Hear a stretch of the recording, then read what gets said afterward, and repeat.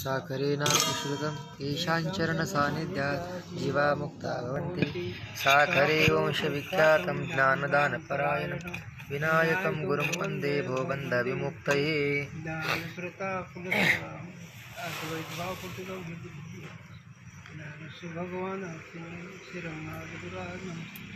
श्रीरङ्गनाथं गुरुराजवर्यं मोक्षुनामज्ञानदानैकदक्षं प्रभावती क्षेत्रनिवासिनं तन्नमामि वेदान्तविदां वरिष्ठम्।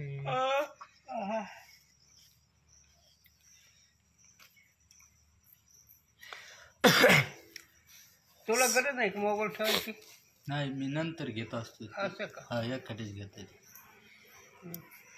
आता इंद्रजालचं झालं काल, आता पुढचं इंद्रजालचं काल झालं. आता झालं की इंद्रिय याचा अर्थ एकच शब्द सांगा गुरुजींचं. एक आठवण द्रष्टांत सांगतो. एक पहिला इंद्रिय झाल्यावर दोन मित्र होते. ते दोन मित्र असे ते कधी लक्ष येत नाही आपल्या दोघांचे. दोघांच्या आई बापाला पण कायच करा म्हणजे झालं इंद्रिय झालं तसा. आणि पर्यंत कोण थकले.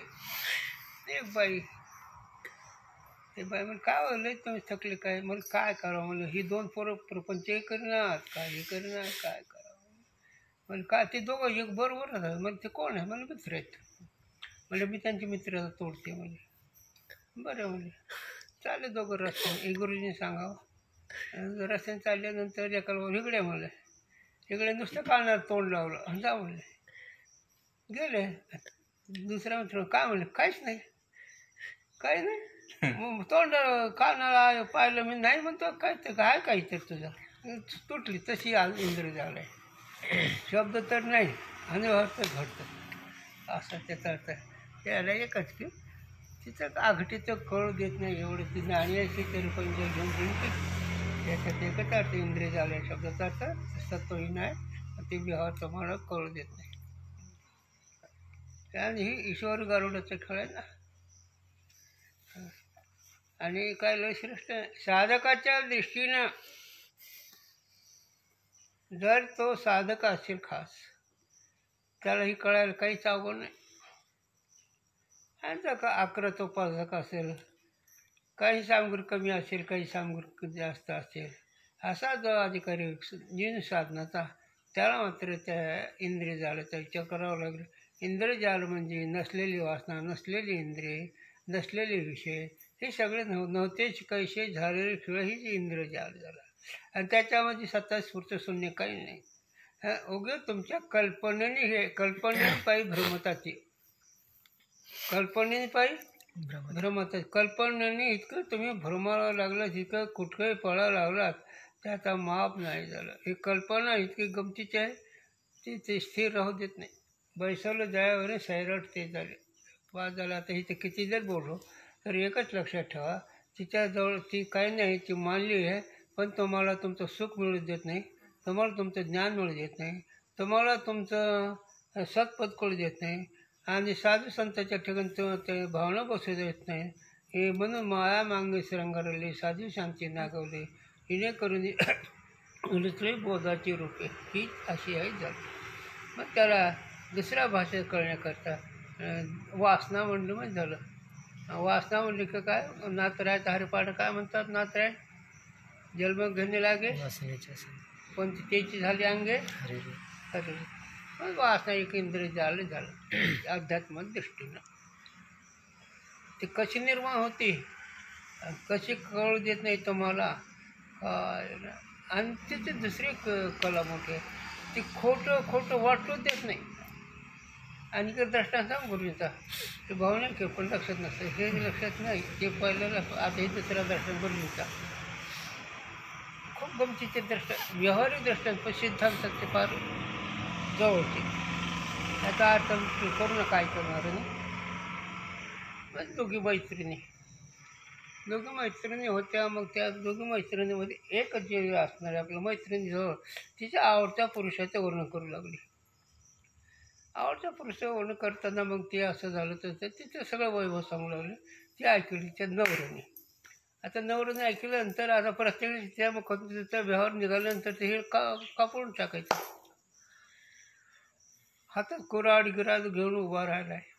आलं की तोडून टाकायचं. काय करायचं? हिनं जर स्वतःचं सगळं कौतुक सांगितलं मैत्रीचं, खरं काय तिचं? पण गुरुजींनी सांगा आणि तितकं मी जागी झाले. संपलं ह्याचा अवतार. ही जादू. हो गंगे, ते तितक्यात बघ काय झालं, मी जागेच झाले. माझ्या अंगावर काहीतरी गेल्यासारखं म्हणून मी पटकन जागे झाले. ते काहीच नाही. ते ही स्वप्नातला गार होता खरा, पण जागेला हे म्हणे जादू आहे का नाही. कळू दिलं का? तशी माया मोठी भांड आहे. मोठ नाथाचा भारोड आहे. मायाचे भांडोजी असं तिचं फार मोठं कौतुक आहे. एका शब्द लक्षात ठेवा, तिच्याजवळ शक्ती नसून तिनं तुम्हाला खचून टाकलं आणि नाही त्याच्या ठिकाणी सत्याचं बुद्धी दाखवली, ही तिचं कला. पण साधुसंतांच्या दृष्टीनं तिला अस्तित्व नाही झालं. साधुसंतांच्या दृष्टीने, महाराजांच्या दृष्टीने, खास साधूंच्या दृष्टीने तिला अजिबात तिच्यासमोर ती राहतच नाही. महाराजासमोर ती राहिलीच नाही. तर का? साधकाच्या अपेक्षे दृष्टीने बोलतो झालं. साधकाच्या म्हणून ब्रह्मरसगुणी तयाशी फालणी वासना नेमली समोर.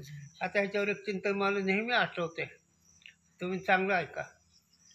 परमार्थाचा साधक अवस्थेमध्ये फक्त वृत्तीचा अधिष्ठान संबंध ठेवणं हाच परमार्थ, बाकी काहीच नाही.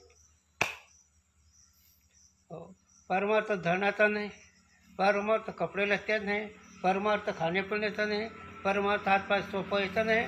परमार्थ फक्त एकच वृत्तीचा अधिष्ठान संबंध हा परमार्थ आहे. आणि या परमार्थाला, त्या वृत्तीला स्वरूपाच्या ठिकाणी रमण्याकरता जे साधनं सांगले ते साधनं करावं लागते. दुसऱ्या साधनाची गरजच नाही. मग त्याच्यामध्ये शास्त्राध्ययन आलं, त्याच्यामध्ये श्रवण आलं, त्याच्यामध्ये मनन आलं, त्याच्यामध्ये निध्यास आलं, त्याच्यामध्ये तत्वपदार्थ शोधून आलं, त्याच्यामध्ये वृत्तीव्याप्ती आली. वृत्तीव्याप्तीमध्ये अधिकारी जर थोडंसं कमी सांगितलं तर अदृढ अपरोक्ष होऊ शकतो. अदृढ अपरोक्ष तर त्याने पुन्हा वृत्तीचे हलके संस्कार घालवावे विचाराने नेहमी अध्ययन करावं, नेहमी त्यांनी निध्यास करावं. असं जर केलं तर मग हे हलके संस्कार जगसत्तेचं बुद्धी संस्कार जातील आणि वृत्ती तिथं रमेल. आणि वृत्ती रमल्यानंतर मग झाली त्याची कार्याचे ज्ञानदेव रमले समाधान, हरीचे चिंतन सर्वकार, हे असते झालं. आणि हे तुम्हाला कळत नाही, हिचं नाव इंद्रजाल. इंद्रजाल म्हणजे चमत्कार. सांगा याच्यापेक्षा गुरुजी माझे सांगा मग. मेलेला माणूस उठवून ही चमत्कार आहे. आणखीन सांगतो गुरुजी, भिंत चालवून ही चमत्कार आहे. चांगदेव महाराजाला उपदेश कर ही त्यांचा चमत्कार आहे.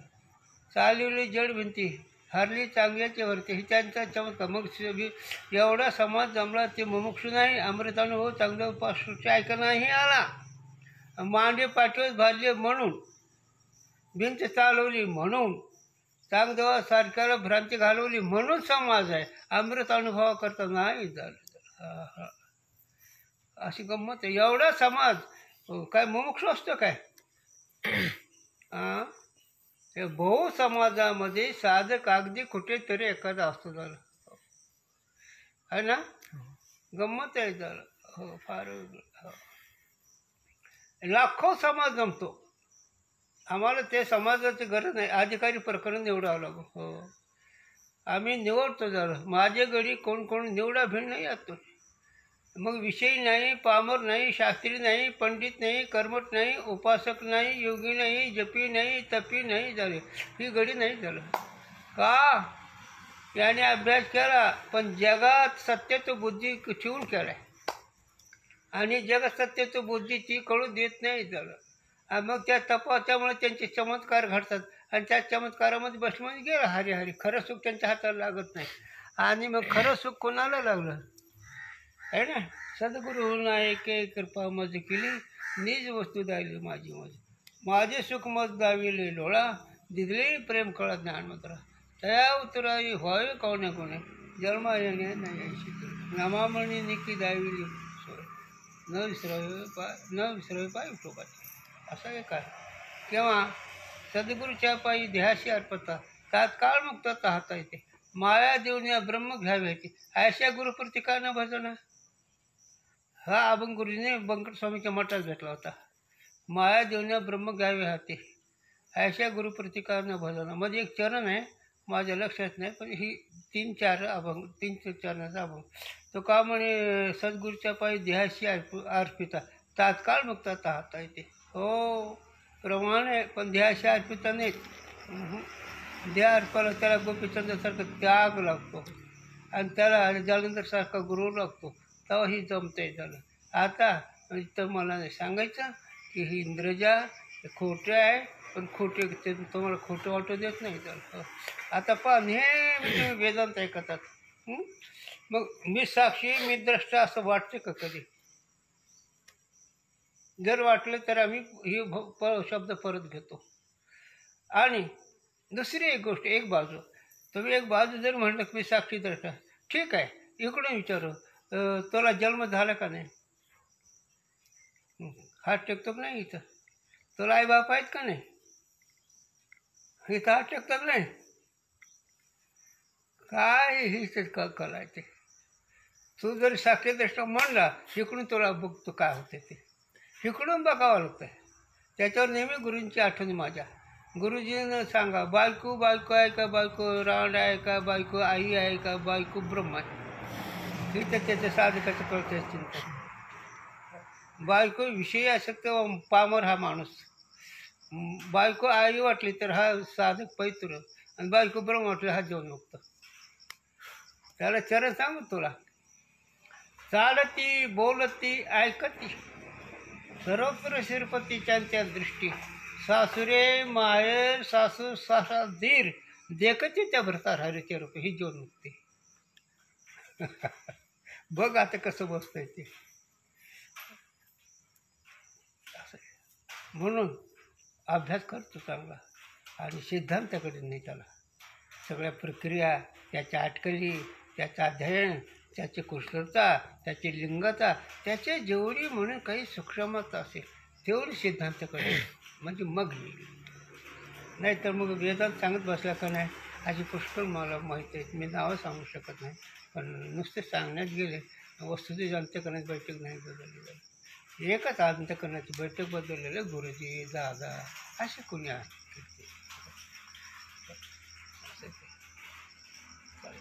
आणखीन एक अंतःकरणाची बैठक बदललेलं मला आठवलं. आता एक यांना माहिती आहे, चांडूलांना आनंद आश्रम स्वामी आणि शंकराचार्य हे माझ्याबरोबर होते. आणि त्यानं त्यांचा परिचय, शंकराचार्य एवढा मोठा अधिकारी, एवढं वैभव त्यांचं, पण गुरुजीला मी गुरु आहे, तुम्ही माझे गुरु आहेत आणि मी मुक्त झालो गुरुजी तुमच्यामुळे. आणि त्यांचं आचर लौकिक जर पाहिलं मला मानता येत नाही, त्यांना माहीत नाही, पण ती म्हणजे माझे गुरु आहेत गुरुजी. का सांगते ना तुला, चांडोलांना त्यांना माहीत आहे काय म्हणते ते, आनंदात सर्व सांग त्यांना माहिती आहे. हे सगळे स्वरूपात रमलवले लोक, आणि ह्याच्याकरता आपल्याला चिंतन करायचं. आपण साधू संताला देवाला प्रार्थना करावी. तो का म्हणे वाटेल फुटू देऊ नको फाटेल, मग ते बाकीचं काय करू नको. म्हणून आता जे विषय वाचला तो त्याच्यामध्ये सिद्धांत सांगून गेलो. इंद्रजाल म्हणजे एक कल्पनाचा व्यवहार आहे, आणि कल्पना कल्पित असते. आता गुरूंच्या वाचन ही सगळं मानलेली वस्तू नाही. कसं त्याला दृष्ट नागमुदी कंकण, हे तो मूर्खाचे लक्षण. नागमुदी कंकण त्या अलंकाराचं नाव हे ते खरं वाटतं मूर्खाचं लक्षण. हातात आहे सोनं, पण काय म्हणतात ते अंगठी आहे, हे कंठ आहे. अरे वेळा हातात आहे त्यावेळेस तो सोनंच पाहतो रे, पण सोनं कळत नाही. आता चल इकडे जसं उदाहरण आलं तसं तो सुखरूप आहेस, तो ज्ञानरूप आहेस, तो चिद्रूप आहेस, तो अखंड आहेस, तू निर्विकार आहेस, तो असंग आहेस. हे तुझ्या दृष्टी सापेक्ष दृष्टीने एवढे पदक घ्यायचे. वास्तविक तो केवळ सच्चिदानंद रूप आहे, पण तसं नाही. आलटी उलटी गाडी फिरते जात. त्याच्यावर गुरूंचा दृष्टांत सांगतो. गुरुजी असे वेदांत सांगू लागले. एक महाराज असं वेदांत सांगत असता अजातवा सांगू लागले, विवृतवा सांगू लागले, सगळे सांगू लागले. पण गुरुजींनी सांगावं तितक्यात एक असं तुझ्यासारखं चित्र पोरगं उठलं. आणि महाराज कारण जाऊन सांगा, महाराज तुमचे घोडे चिंगरू मेल, महाराज चक्कर आले. हे तर कळतंय सगळं. गोरडे शिंगरू मी म्हणलो बरं का, ते म्हणले तुमचं पोरगं मेलं म्हणलं गुरुजी, पण मला नाही म्हणणार ते. नाही ते गुरुजी म्हणजे पुन्हा तिथं भाड आणि भीड आणि मर्यादा नाही आहे ती वस्तुस्थिती. वस्तुस्थिती म्हणजे वस्तुस्थिती. किती असो दे झालं, कोणी विद्वान असो, पंडित असो, योगी असो, जप्य असो. एकदा गुरु योगीची किंमत सांगितली, 2 पैशाची किंमत होती, 2च पैसे योगीची. हे मी का सांगायला लागलो, इंद्रजाल कसं असतं हे कळून द्यावं लागलं गुरूंच्या विचाराने. म्हणजे एक योगी होते चांगदेव महाराजसारखे, एक ज्ञानी महात्मा होते. दोघं रस्त्याने चालले. मग आता दोघांची चर्चा चालली. मग योगाला जर रद्दीशी घमेंड असते ना, मग आपल्या लिंचे साधू संतांनी आपले चालले. चंद्रभागेला पाणी आलं, तोडून चंद्रभागा भरले. आता यांच्याजवळ योगाची कला असल्यामुळे त्याने घोंगडी टाकली किंवा काहीतरी टाकले, त्याच्यापासून गेले पलीकडच्याकडे आणि म्हणतात चला महाराज म्हणले, ज्ञानी महात्मा चला. ते का बसलं, काय बोललं नाही. आणि मग ते पलीकडच्या कडेला तो योग्य आला, तितक्याच नावाड्या आला. नावाड्याला 2 पैसे दिले, गेले इकडं. काय महाराज तुम्ही, अरे बोले लई शहाणा नको सांगू, 12 वर्ष हाडाच्या गाड्या केल्या, अजून घोंगडीवर बसून आलं मी, 2 पैसे देऊन लाकडाचं नाहीच बसून, काय एवढी किंमत त्याची. हां, असे इंद्रजाल असतं हे. आणि हे ज्ञानी महात्म्याजवळ सगळं तुमचं काम भागल. भिद्येंचे हृदय ग्रंथी, छिद्येंचे सरस संशय. संध्याच्या सुटल्या गाठी झालं पोटी, केव्हा पण केव्हा धन्य का संत वेद तेव्हा. नाहीतर मग चालूच आपलं 4 वेळ 6 शास्त्र 18 पुढं. पण त्या साधनाची अपेक्षा नाही बरं का, पण लक्षात ठेवा, साधनाची अपेक्षा नाही, बैठकीचा विचार आहे. बैठकीचा विचाराचा नाहीतर मग काय. आणि आता हे किती जर सांगितलं, हे आपण जोपर्यंत जगसत्तेचं वाटतं, जोपर्यंत नातेगोते वाटते, जोपर्यंत कार्यकारण भाव वाटतो, जोपर्यंत मी विद्वान असं वाटतं, तोपर्यंत ती इंद्रजाल आहे. इंद्रजाल तुला कळत नाही झाला. मग काय, मग समस्त श्री वासुदेव ऐसा प्रतीती रसाचा ओतला भाव भक्ता मानी रावणी ज्ञानी आहे तोची. ही जीवनमुक्तीची अनवयची विलक्षण सुखाचा व्यवहार आहे.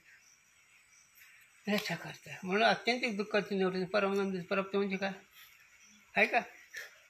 पहिलंच वाक्य काय, अत्यंतिक दुःखाची निवृत्ती परमानंदाची प्राप्ती. आणि ही प्राप्तीचं लक्षण कोणतं? सगळे लागलं पाहिजे. तो म्हणा आणि शुद्ध होते ही सगळं असतं. पण हे असल्याशिवाय ती खोटी वाटू देत नाही बरं का, खोटी वाटू देत नाही. मला कितीही सांगता येईल, पण नको आता पुरे झालं. आपापल्या मनाला विचारायचं आहे, आपण आपल्या शरीराचा विचार करायचा, आपला जगताविषयी कार्यकारण भाव आहे का, प्रापक भाव आहे का, आणखी काही जिथले तिथं व्यवहार आहे का. तर हे काही नाही.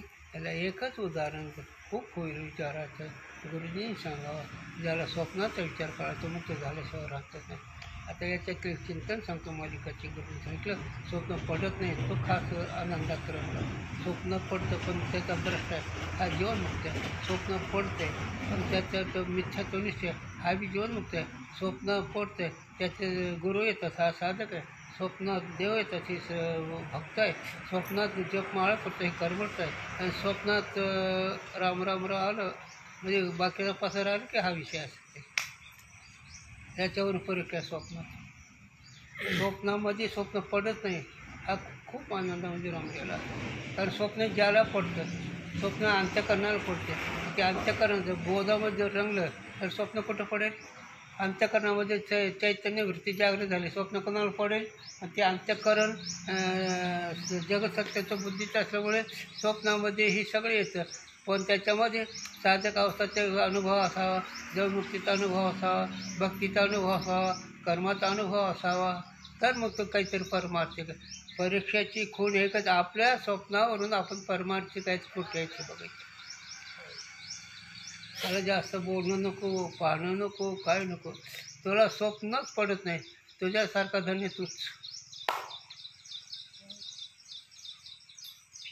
तुला स्वप्न पडतं पण तू त्याचा द्रष्टा आहेस, तो जीवनमुक्त आहे. पण जागृतीचा जो द्रष्टा आहे तो स्वप्नात द्रष्टा राहतो. जागृतीचा द्रष्टा झाला की तो स्वप्नाचा द्रष्टा काही होतेच. आपण जागृतीमध्ये द्रष्टाचा सात्विकपणा असलं नाही जमत. ते वस्तुस्थिती परमार्थाची वेगळी आहे. त्याला वस्तुशक्ती वेगळी आहे. त्याला या शक्तीला प्रतिकार कोणीच करू शकत नाही. तिचं स्वरूप आहे. झालं नेहमी आपण ऐकतो झालं चंद्र सूर्याधिक त्याच्या प्रकाशाने प्रकाशित आहे. हे तुझ्या प्रकाशाने ते प्रकाशित. तुझ्या सत्याने वेद बोलतो. तुझ्या सत्याने सूर्य चंद्र चालतो. तुझ्या सत्याने समुद्राला मर्यादा आहे. तुझ्या सत्याने वैकुंठाचं अस्तित्व आहे. वाटतंय का असं? म्हणून अभ्यास करावा. हे सगळं तुझ्या सत्याने आहे. झालं तुझं अधिष्ठान चैतन्याच्या दृष्टीनं या त्रिभुवनाला अस्तित्व तुझं आहे. त्रिभुवनाला सगळा व्यवहार तुझ्या ज्ञानाच्या संबंधाने. त्रिभुवनामध्ये जेवढं सुख आहे ते तुझं सुख आहे. तुझ्या सुखाला ती साधनाच्याद्वारे तुझं सुख भोगतात. पण समजूत वेगळे असल्यामुळे ते कुठेतरी सुखाला स्थळ देतात. ते कुठेतरी सुखाला स्थळ देतात. पण सुखाच्या ठिकाणी ज्याला कळलं तो महात्मा. सुखाला कुठं जागा दिली ते तो कोणीतरी व्यावहारिक. म्हणून आत्मात्म्याच्या ठाई देहाचा धर्म देही पाहिजे. आयशाची जाण्याची आला आहात का? मग तुकोबाराने काय सांगितलं? तुका म्हणे आम्ही विधीचे जनिते स्वयंभावाचे केले नाही. आम्ही स्वयंभावायचं आम्हाला कोणी केलं नाही. आमची कोणी सिद्धी होत नाही. आमच्या पुढं कोणी नाही. तुझ्या पुढं कोणी नाही. तू कुणाचा विषय नाही. म्हणून त्रिपुटीवर हे तुझं स्वरूप आहे. आश्रयविषयी तुझं स्वरूप आहे. हा ज्याचा निश्चय तो अभ्यास कर. फक्त एकच नेहमी तुम्ही म्हणतात काही मी उद्धार पाळून अशी भूमिका असली काम बघतो. माझी स्थिती मला केव्हा प्राप्त होईल की असं जर असेल तर मग काम. आणि ती कळण्याकरता धारणा असावी. ते कळण्याकरता सर विचार असावा. ते कळण्याकरता वृत्तीला स्वरूपाच्या ठिकाणी रमायची सवय असावी. स्वरूपाच्या ठिकाणी स्थिर व्हायला पाहिजे. आणि सगळ्यावरच्या कळणाऱ्या असून न कळणं स्वरूपाशिवाय स्थिर होतच नाही. स्वरूप स्थिर व्हायचं कोणतं पद येईल? वृत्ती स्थिर होईल असं परमार्थ दृष्टीने कोणतं पद येईल?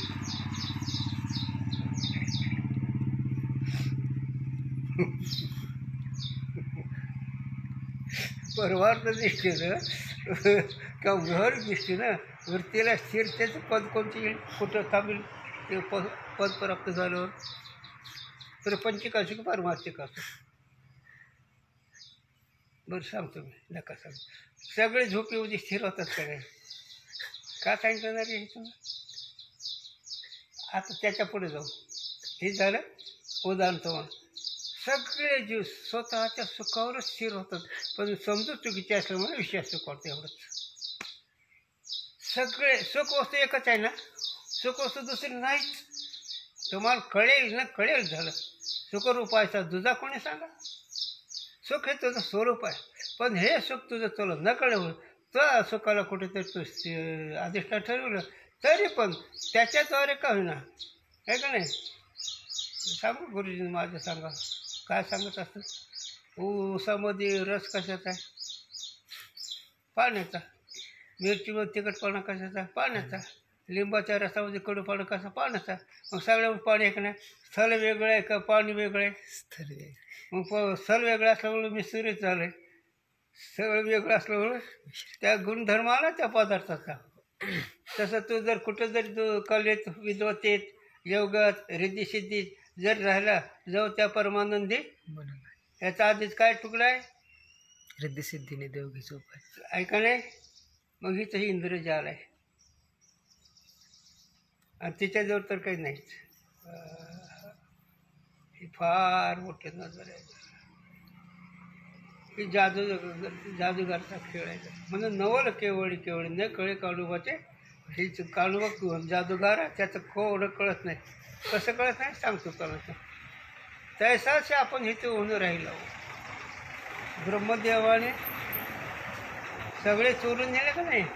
गाई वासरं आहे का नाही? त्याचा जादू. आणि आपण तसं इथं होऊन राहिलो, वासरं ठेकली वासरं, गायच्या ठेकली गाय काय सर हे तिचा खेळ आहे. हे तर ब्रह्मदेव वेळा झाला का नाही, हिचा जादू आहे का नाही, मग नकळे काजोबाचे. आता इकडे चला शास्त्रेकडे येऊ आपण. जगत सत्यत्ववादी, जगत अनुवादी, जगत परमाणुवादी, जगत प्रकृतीवादी, जगत संयोग अयोगवादी, ही सगळी इंद्रजाला सापडली.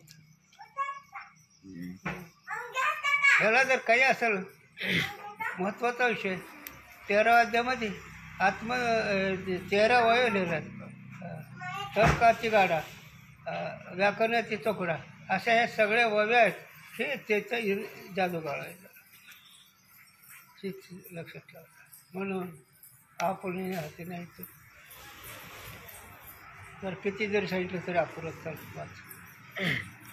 स्वरूप को आच्छादन करे हे याते अज्ञान कहे हे. पण स्वरूपाला कळू देत नाही म्हणून ते अज्ञान ब्रह्म विद्याते नाश होवे हे याते अविद्या कहे हे. ब्रह्मज्ञानाने ते निवृत्त होतं म्हणून त्याला अविद्या म्हणायचं. स्वतंत्र कदे भी रहे नहीं किंतु चेतन के आश्रित ही रहे हैं. मग ती सतत स्फूर्त शून्य असल्यामुळे दुसरी कुठं राहील, त्या आश्रित राहत अधिष्ठानाच्या आश्रित राहत चेतन. याते शक्ती भी कहे है. आणि तिचे अद्भुत शक्ती आहे. ती काही करते दाखवते, प्रेतमातून ती तुम्हाला दुःख देते, तिचं अद्भुत शक्ती आहे. इस रीति से प्रकृति आदि एक प्रधान के ही भेद है याते असे प्रधान त्याचे रूप ते है. कार्यावर त्याचे भेद ठरवले झालं. सो प्रधान ब्रह्मचेतन की शक्ती है. ना त्याचं जे प्रधान आहे, तिचं जी शक्ती आहे ती हे सांगतो तुला,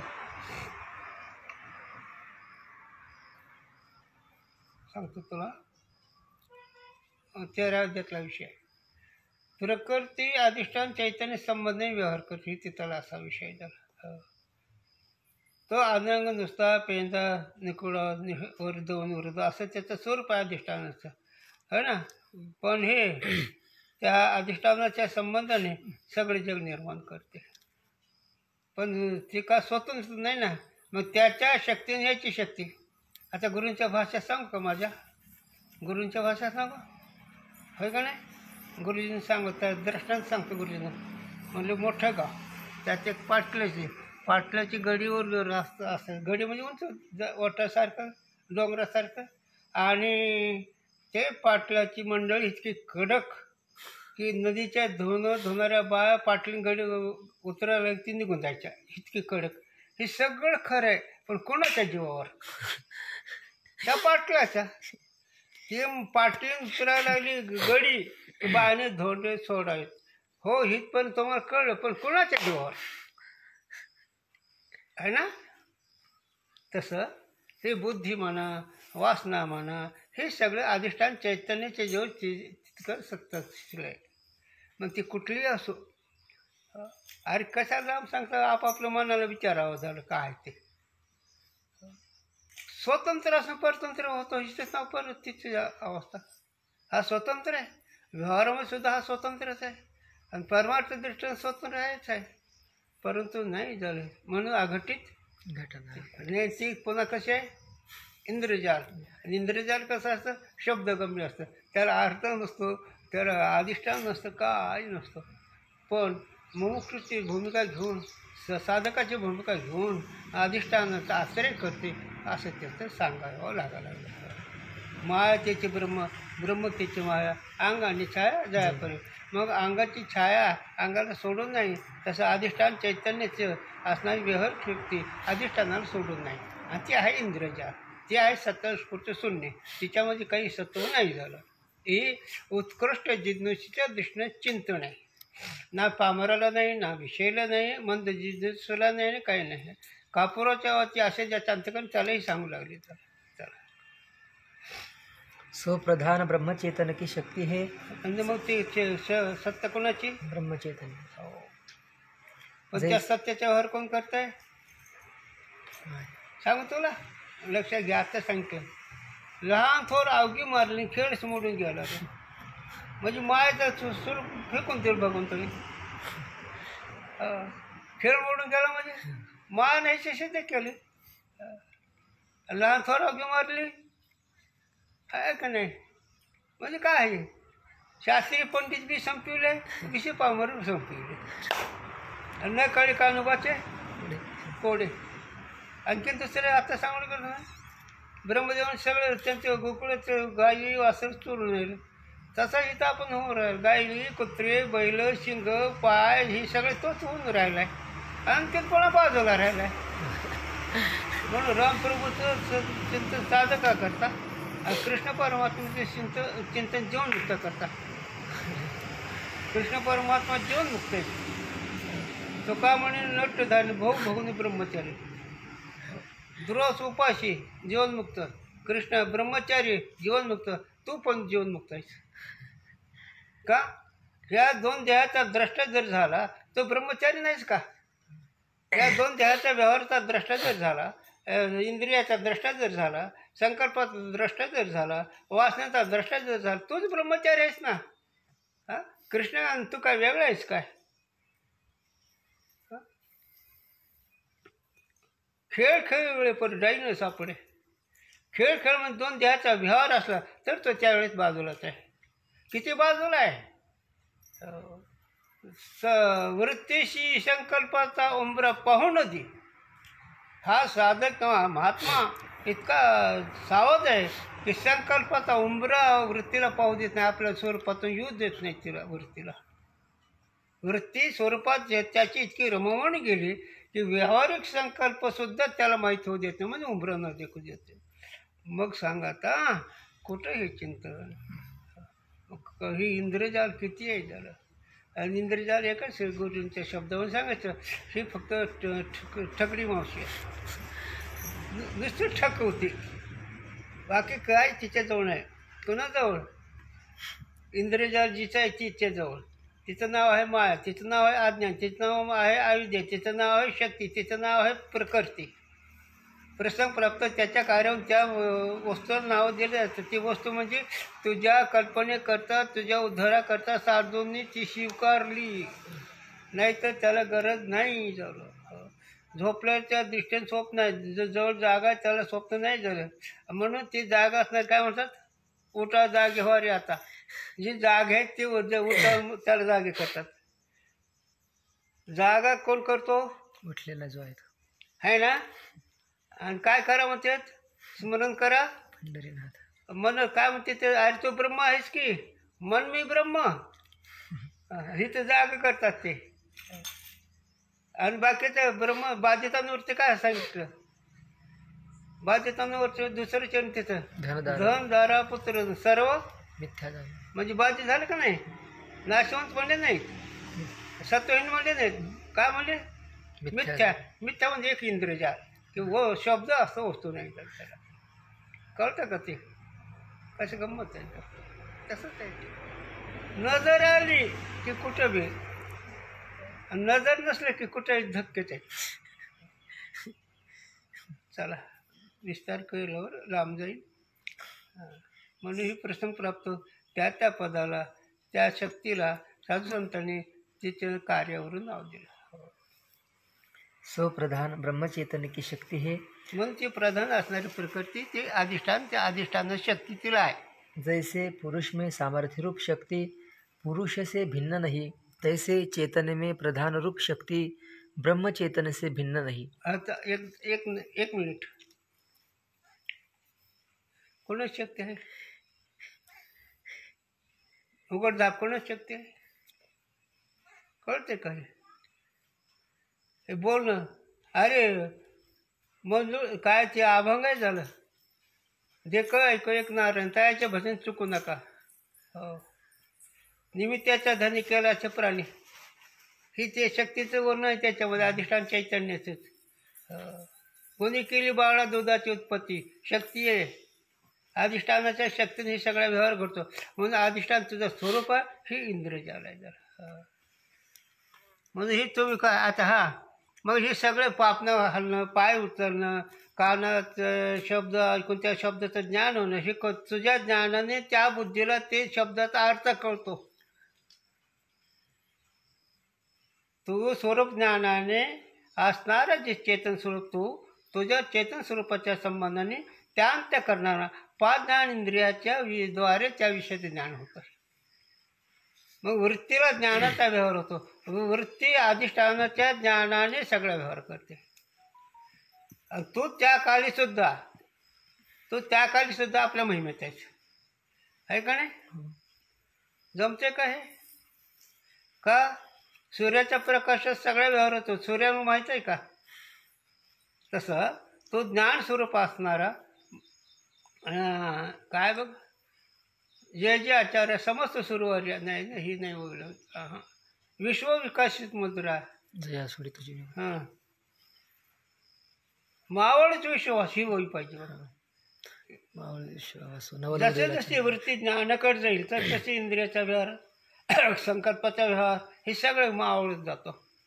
जसं जसं चैतन्याकडे वृत्ती जाईल, जसं जसं तो ज्ञानाकडून वृत्तीला किंवा वृत्ती ज्ञानाकडे पाहिले, स्वरूप ज्ञानाकडे, तसं इथं वृत्तीचा व्यवहाराचा अभाव होतो. जसं सूर्योदय झाल्यानंतर अंधकार लय झाला का अभाव झाला? अभाव झाला. नाही सिद्ध झालं का कुठंच एका बाजूला आहे असं वाटतंय. तसं तो साक्षी चेतन असणारा त्याच्याकडे जर वाचार्थाचा त्याग करून लक्षार्थाकडे जर वृत्ती नेली तर हे सगळं अभाव रूप आहे. म्हणून तुझ्या सत्याने ही सगळे जगते, तुझ्या सत्याने ही जगते. जर म्हणून सत्ता धनीची की जी, मग सत्ता कोणाची? अधिष्ठान चैतन्य नाही का? पण ती तुमची सत्ता तुम्हाला कळत नाही म्हणून तुम्ही दुसरी सत्ता समजता. तुमची सत्ता तुम्हाला कळत नाही म्हणून तुम्ही दुसऱ्याची सत्ता समजतात. तीच सत्ता दुसऱ्याच समजतं, हिचंच नाव अघटित्व. कळू देत नाही. ज्ञानी असे तर पंचगिंके, मी ब्रह्म म्हणणारे असे ज्ञानी म्हणणार, त्याला तर पंचच मानली तिनं, आहे का नाही? चला, एक टिप्पणी आता, ब्रह्मचेतन से भिन्न नहीं याच्यावर. हाँ, एक टिप्पणी आता. आवाज के मुझे. यद्यपि ब्रह्म की शक्ति ब्रह्म से भिन्न कहे तो अद्वैत श्रुति से विरुद्ध होवेगा, और अभिन्न कहे तो ताकू ब्रह्मरूप होने ते ब्रह्म से भिन्नता का शक्ति नाम से कथन व्यर्थ होवेगा. हा, खूप प्रश्न आहे. याला उभय पास नाही. आता ग्रह नाही, मला येणंच वाक्य ते उभय ग्रह नाही म्हणजे फासा पडला सगळीकडे. आता कसं बोलत दुसऱ्या भाषा, आड का विहीर, पुढं जावं तर विहीर, मागं सारखं तर आड. तसं आता ही जी शक्ती आहे ती शक्ती ब्रह्मण वेगळी आहे का ब्रह्मरूप आहे? वेगळी म्हणावं द्वैतापत्ती, मग अद्वैत कुठं राहील? आणि अद्वैत जर म्हणावा तर मग शक्ती त्याला काय नाव द्यायचं? मग इथेही वीर सर्व लोक, लिंगायत लोक हिथं व्हायला गेलेत. विशिष्ट चैतन्य, विशिष्ट शंकरची पार्वती शंकर हिथं चुकलं त्यांचं. ही मोठमोठे त्यातले लोकांना हेच कळलं नाही. त्या लोकांना ते काय म्हणते शेवट विशिष्ट अद्वैत. अरे विशिष्ट अद्वैत म्हणजे काय? विशिष्ट म्हणतात कशाला? त्यांचा सिद्ध विशिष्ट अद्वैत, शंकर त्याचं पार्वतीचं. पण माऊली काय म्हणते? आयशी निरुपाधिक, जगाचे जे जनिती त्या दिले मी मुळकी देऊ, आयशी निरुपाधिक लिहिलंय. सोपाधिक नाही लिहिलं तिथं. माऊली काय म्हणते? आयशी निरुपाधिके म्हणजे प्रातिभाषिक आणि काय सत्याचा भेद असतो. त्रिकालाबाद सत्ता अधिष्ठान चैतन्याचे आहे आणि प्रकृती प्रातिभाषिक सत्ता आहे. मग प्रातिभाषिक सत्यातला पदार्थ अधिष्ठानावर जगत असतो, आहे का नाही?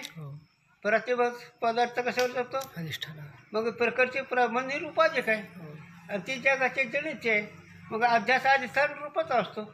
मग अध्यास अधिष्ठान रूप असला म्हणजे तुझ्या कल्पनेमुळे आम्ही हे अध्यास अधिष्ठान म्हणतो. नाही तिथे एक आधीची वस्तू पाहिजे आणि दुसरी काही नाही. म्हणून भिन्न आहे का अभिन्न? अभिन्न म्हणलं शक्ती म्हणण्याची काय गरज आहे? भिन्न म्हणलं द्वैतापत्ती सिद्ध होते. चला, याते शक्ति को ब्रह्म से भेद अभेद दोनों कहने होवेंगे, और भेद अभेद दोनों धर्म तम प्रकाश की न्याय एक आश्रय विषय रहे नहीं. हाँ, आता विरुद्ध धर्म एकत्र राहत नाही. विरुद्ध धर्म एकत्र हे तर मी सांगतो, पण गुरुजींनी सांगा, लग्न झालेला ब्रह्मचारी निग्रस्त दोन धर्म एकत्र राहतील का?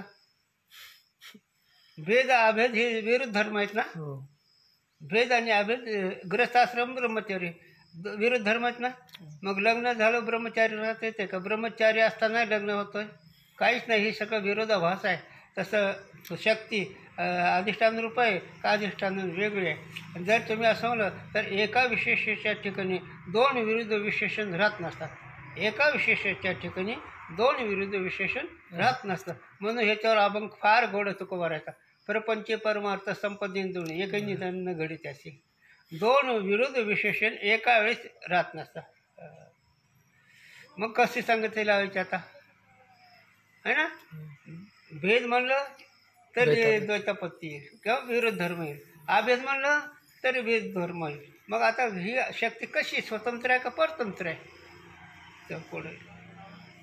परंतु शक्ति का ब्रह्म के साथी रज्जु से सर्प के संबंध की न्यायी कल्पित भेद और वास्तव अभेद रूप अनिर्वचनीय तादात्म्य संबंध है. रामकृष्ण हरी. हां ते चालतं. समोर अर्थावाचा विषय. म्हणून कल्पित भेद आणि वास्तव अभेद याला कसं दृष्टांत, याला दृष्टांत कळलं पाहिजे गुरुंनी. सांगतो तुला. कल्पित भेद आणि वास्तव अभेद. दुसऱ्याच्या मुलाकरता आपल्या मुलाला शिक्षा द्यायची, पण शिक्षेची इच्छा नसते. कळलं तर. दुसऱ्याचा दोष आपल्या मुलाला लागू नये, त्याची संगती आपल्याला लागू नये. उदाहरण सांगतो पण सिद्धांत सांगणार आहे. दुसऱ्याच्या गुणदोष आपल्या मुलाला लागू नये म्हणून त्याला शासन करेल, पण आतला जे प्रेमपणा इच्छा नाही वेगळा असं नाही. आणि बाहेरून वेळ मग तिथं मारणं कल्पित आहे का वास्तव आहे. कल्पित कल्पित आणि वास्तव तादात्म्य संबंध खरा आहे का नाही. त्या आईचा त्या मुलाशी तादात्म्य प्रमाणात पाहणं सत्य आहे, पण दुसऱ्याकरता कल्पित कल्पना केली.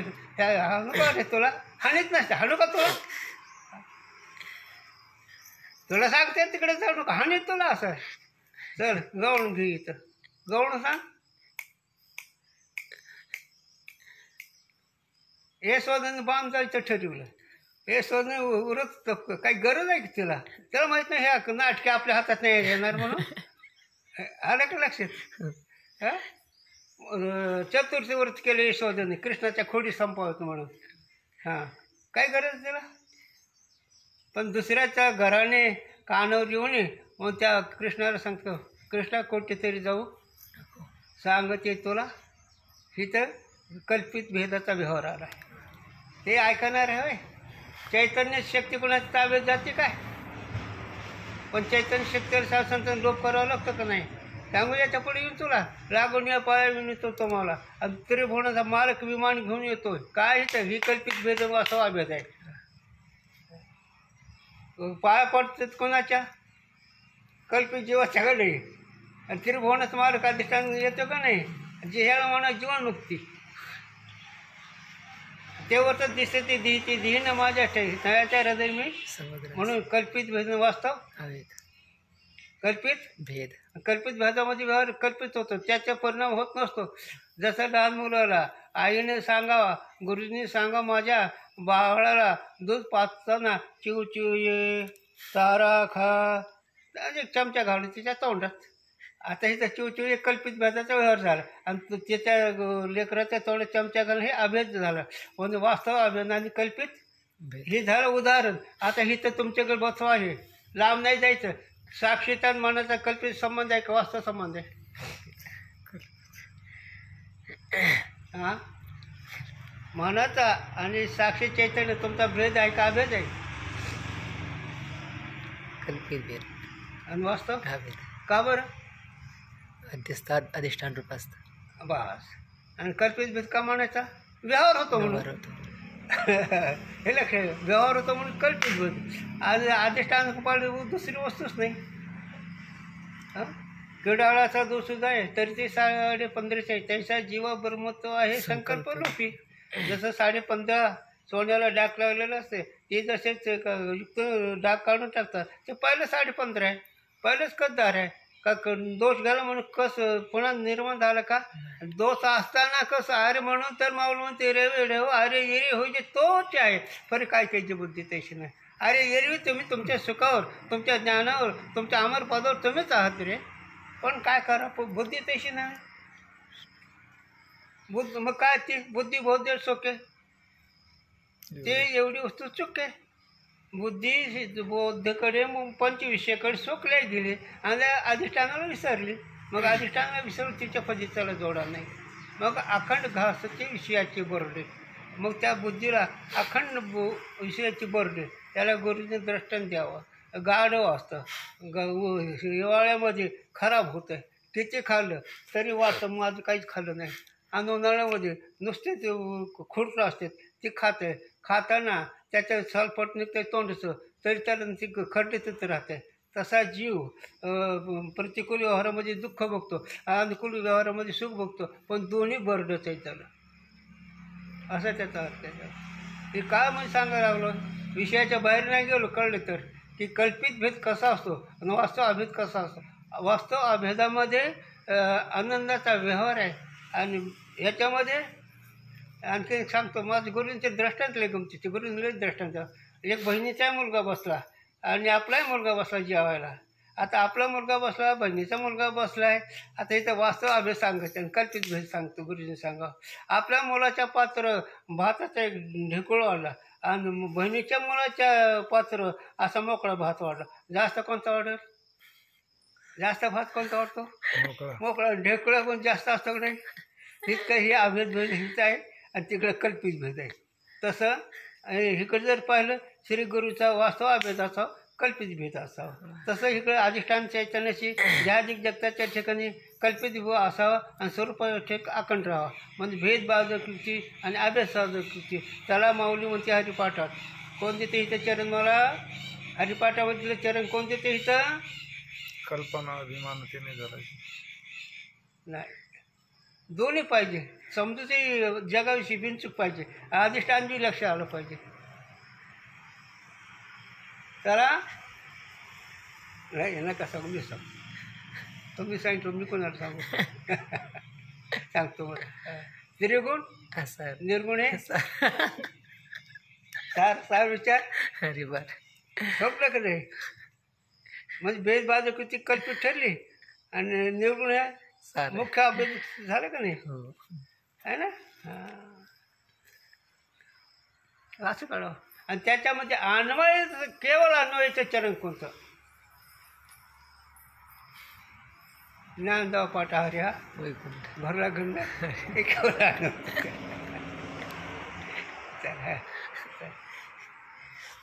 ताते शक्ति का अपने शक्ति आश्रय से वास्तव अभेद के अभावते हव कोई प्रमाण करी भिन्न प्रतीति के अभाव करी सो शक्ति ब्रह्म से भिन्न नहीं किंतु जैसे कल्पित सर्प परमार्थ से रज्जु रूप है तैसे शक्ति परमार्थ से ब्रह्मरूप ही है. धरेले सोंगणे येणे अवघे पांडुरंगे एक दिगंबर म्हणणे हे नानाशे किंच, दुसरी वस्तूच नाही झाली. धरेले सोंगणे येणे अवघे. मग हे सगळं पांडुरंग आहेत का नाही?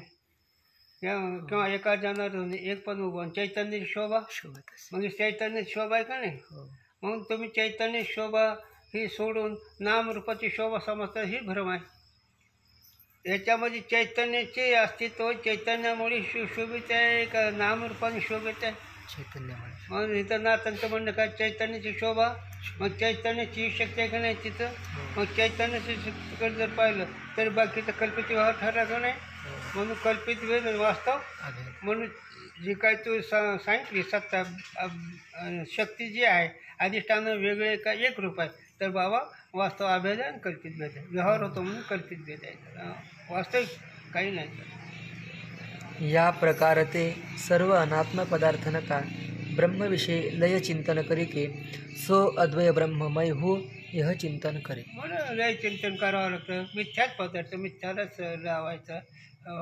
सगळे एकाच एक लय कारणाकडून कार्य होत आहे आणि कार्यकडून कारणाकडून जाताना लय म्हणायचा. कारणाकडून कार्य निर्माण उत्पत्ती समजायची आणि लयाकडून म्हटल्यानंतर कार्य जसं मृत्तिका आणि घट फुटल्यावरती मृत्तिका रूपच आहे, नाहीतरी एरवी मृत्तिका रूपच आहे. त्याप्रमाणे पंचमहाभूत एकाच एक विचाराने सिद्ध करायचे, लय करायचा अधिष्ठान चैतन्य आपण आहे असं त्याचा अर्थ होतो. म्हणून अशा दृष्टीनं लय चिंतन करून जगताचं मिथ्यात्व निश्चय करून आपल्या स्वरूपात मग्न व्हायचं. हा इथं पाचव्या तरंगाचा सिद्धांत आहे. झालं पाचवा तरंग. आता पुढचा मुद्दा आहे वाच आता. ध्यान और ज्ञान का भेद अहंग्रह ध्यानाचा विषय. राहू द्या, हे जरा थोडं प्रकरण वेगळं. ज्ञान आणि ध्यानात त्याचं आता ह्याच्यामध्ये ध्यानातून ज्ञान आहे आणि नुसतं ज्ञान आहे. नुसतं ज्ञान काय साधन आहे आणि अभ्यास अनुभवून पाहता मग ज्ञानापासून ध्यान हे कसं काय. ही तर 2 प्रकरणं आलेत. इथं 2 प्रकरणं का आले तर 5व्या चांगामध्ये ध्यान प्रकरण सांगितलं, ओमचं ध्यान सांगितलं. आणि त्याच्यानंतर एखाद्या वेळेस असं वाटलं की ध्यानानेच होते का. नाही, दोघांची प्रश्नप्राप्त अधिकार परत दोघांची गरज आहे. मग एक आणखीन त्याच्या पलीकडे एक ज्ञान आणि ध्यान अभ्यास आणि घन पाहता मग ज्ञानापासून ध्यान विशेष आहे.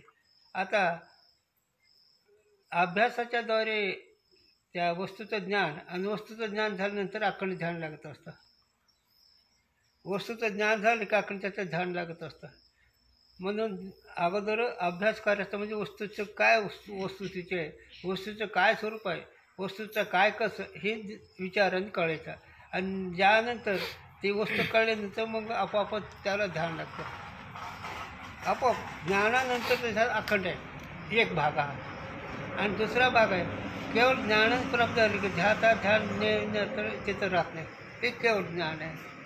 केवळ ज्ञानामध्ये बाकी सामग्री करत नाही. पण केवळ ज्ञान कापुराच्या वाचते अशा अधिकाऱ्याला होते. आणि अकराच उपासक जो आहे त्याला मात्र ध्यानाची सामग्री जमवावं लागते. ध्यानाच्या सामग्रीनंतर रामकृष्ण बोलणं चुकलं. ध्यानाचे नाही, ज्ञान सामग्री जमवायचे. विवेक वैराग्य समषटकम मोक्षत्व श्रवण म्हणून निध्यासन हे जमवायचं आहे.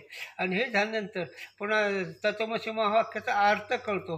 आणि अर्थ कळल्यानंतर बिनचूक समजत मी साक्षी द्रष्टा मी आसंग निरूपण निश्चित झालं.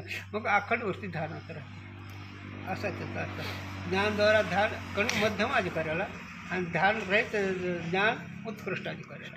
त्याचा विचार सांगते उद्या बस ना. कुंडली गौरधारी विठ्ठल श्री ज्ञानदेव तुकाराम माऊली ज्ञानेश्वर महाराज की. विठ्ठल विठ्ठल विठ्ठल विठ्ठल विठ्ठल. कुंडली गौरधारी विठ्ठल श्री ज्ञानदेव तुकाराम माऊली ज्ञानेश्वर महाराज की.